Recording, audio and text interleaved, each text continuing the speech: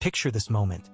You're standing in the early morning light, boots sinking into the damp soil of an American farmyard, and the only sound is your own heartbeat pumping with both pride and trepidation.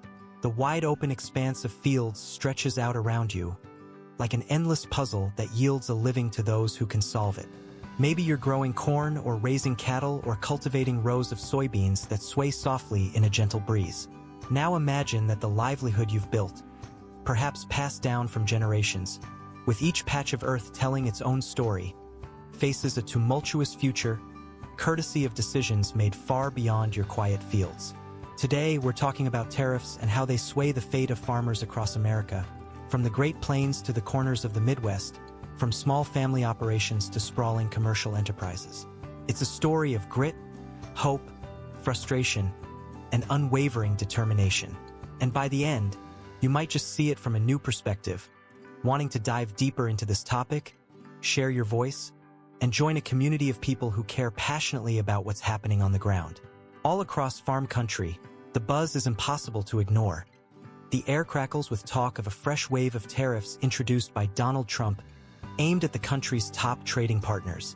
Depending on who you talk to, it's either a bold stroke of economic maneuvering or a storm on the horizon. One day, the official word comes down. Tariffs are delayed on a couple of neighboring countries, but remain firmly in place on one of the biggest buyers of American crops.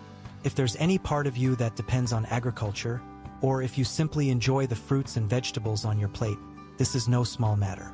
For many farmers, memories from a few years back still sting. The last time these heightened trade barriers erupted, estimates pegged the damages at roughly $27 billion in lost agricultural exports.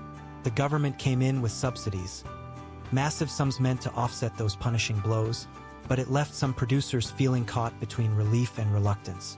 They were grateful for the help, sure, but uneasy about leaning on federal aid as a long-term strategy. After all, for many who till the land or manage livestock, independence is part of their heritage. There's a sense of pride in making your own way, in being self-reliant no matter how tough times get. And yet, the world market doesn't stop for pride. Speaking of tough times, it's not just tariffs that keep farmers awake at night. Imagine walking the rows of your cornfield, hearing the news that bird flu might hit hard any day now.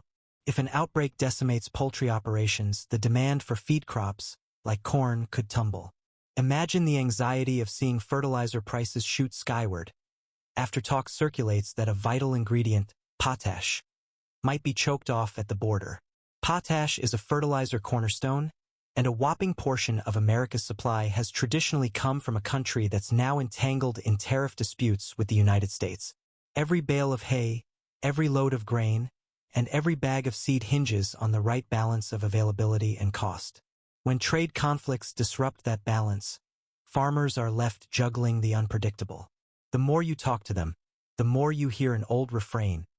They've weathered floods, droughts, and price crashes, but the constant uncertainty of trade wars sets everyone's teeth on edge. Still, many farmers recall that, not long ago, they rallied behind Donald Trump, hoping his policies would bring renewed prosperity and more balanced trade. Even though the first round of tariffs inflicted real pain, the loyalty remains for some, though it's tinged with a bit of caution now. In hushed conversations at county fairs or around farmhouse kitchen tables, you'll hear a cautious optimism. Folks who believe that maybe, just maybe, these tough tactics could pay off in the long term. Others remember how it played out not so long ago. Major buyers like that huge market across the Pacific turned elsewhere. They found alternative suppliers, Brazil, Argentina, and once those relationships were forged, they proved stubbornly resistant to change. American exporters of soybeans and corn took hits that never fully healed. And while the idea is that domestic markets might pick up the slack, farmers will tell you that it's not so simple. There are price structures, supply chains, logistics routes, and relationships built over decades. When even a temporary trade barrier appears, it can send ripples that last for years. Imagine you're trying to sell your best product, but your longtime customer has started buying from the neighbor down the road and realized that neighbor can keep up with demand just fine. Once that switch is made, calling them back to your side of the fence isn't automatic. Some say, we're farmers, If there's a market, we'll chase it. If there's an opportunity, we'll take it. That's what we do. But economic data looms like a stubborn storm cloud, warning that if tariffs bite, U.S. soybean exports to a certain major buyer could drop by more than half, and corn exports might plummet by over 80%. That's catastrophic in the eyes of anyone who spent years rotating crops, upgrading machinery, or borrowing money to invest in next season's harvest. Factor in the cost of fuel, seed, land, and equipment, costs that are hitting all-time highs, and you see how the margin between profit and loss can shrink to a whisper. Then there's the labor question. Picture an orchard that relies heavily on seasonal workers. If cross-border movement tightens, do you risk losing an essential labor force? Meanwhile, rumors swirl about government programs that used to buy billions of dollars worth of farm products being drastically cut or halted. For an industry already teetering, the idea of losing those big bulk purchases is enough to send pulses racing. Yet, there's a particular farmer in the Midwest who captures the paradox of this situation beautifully. He's proud of his vote for Donald Trump, has been from day one, and he's not budging from that stance. Still, his memories of the last time trade turmoil flared up fill him with a sense of wariness. He recalls the corn and cattle prices taking a nosedive, the uneasy feeling of not knowing when things would pick up again, and the complicated relief of those government subsidy checks that followed.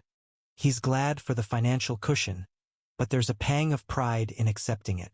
He works the soil from dawn until dusk, invests in new equipment, tries new seed varieties. He doesn't want handouts. He wants a fair shot at the marketplace.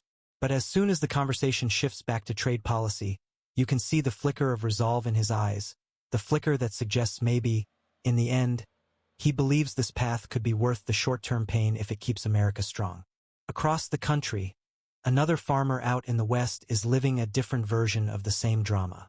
This one has acres of nuts and citrus, plus hundreds of dairy cows. He says he's not ashamed of his repeated votes for Donald Trump and remembers once meeting him face to face. In private discussions, they talked about water rights and the local challenges. Whether or not those challenges have improved is up for debate, but this farmer remains steadfast. If an administration is pushing for tighter trade deals, the short-term bruises might pay off if the system's made more just in the long haul. Ask him about migrant labor and he'll grin wryly. We do everything by the book, we take care of our workers. But the overshadowing threat of mass deportations in agriculture lingers like an approaching thundercloud. Since so many fruits, vegetables, and specialty crops rely on skilled hands, any disruption might cause food prices to surge, hitting American consumers right in the grocery cart. If there's one takeaway from these stories, it's that farming is not a solitary pursuit. It's interconnected with immigration policies, infrastructure funding, and trade agreements. And each of these can shift the farmer's future from bright to bleak and back again, sometimes at dizzying speed. And then, amid all the talk of tariffs, labor, and competition, there's the intangible sense of faith that anchors the American farmer. Even when the conversation turns serious, when people recall the billions in trade losses, or the big union leaders warning that a second shock might do permanent damage, someone will calmly place their hat on the table and say, "We've been through this before, and we'll get through it again." That sentiment doesn't come from some naive optimism. It springs from the reality that agriculture is an ancient profession built on perseverance. Harvests fail, markets crash, diseases spread, but still the seasons roll on. Policy changes may bruise and batter, but eventually the clouds pass. However, with the brand new wave of tariffs in play, many wonder just how long that wait will be this time around, and at what cost. Does it mean more heavy reliance on subsidies? Does it mean a shift to other crops or diversifying into new lines of business altogether? Will next year's farmland expansions happen in South America rather than the heartland of the U.S.? These are questions swirling through the minds of those who feed America and much of the world. As we head to a close, take a moment to envision the sun setting over rows of corn, the sky ablaze in orange and pink, while a farmer leans against a fence post, balancing hope and apprehension. The next morning, that same farmer will rise early to check the markets, maybe talk with neighbors, maybe phone distant relatives to see if they're feeling the same pinch. There's a determination to keep going because this is more than just a job. It's a way of life. And in that spirit, we'd love to invite you to be part of this conversation. If you found yourself intrigued, or maybe even fired up, don't let this moment pass. Share your thoughts below, hit that subscribe button, and give this video a like so we can keep exploring stories like these together. Your support ensures that we can delve deeper into the real-world impact of tariffs, trade deals, and agriculture, shining a light on the people who proudly work the soil and produce the food that ends up on our tables. So jump into the comments, be heard, and let's keep this community growing, just like the fields that feed us all. Don't forget to subscribe, like, and spread the word, because the more voices join, the louder the message resonates.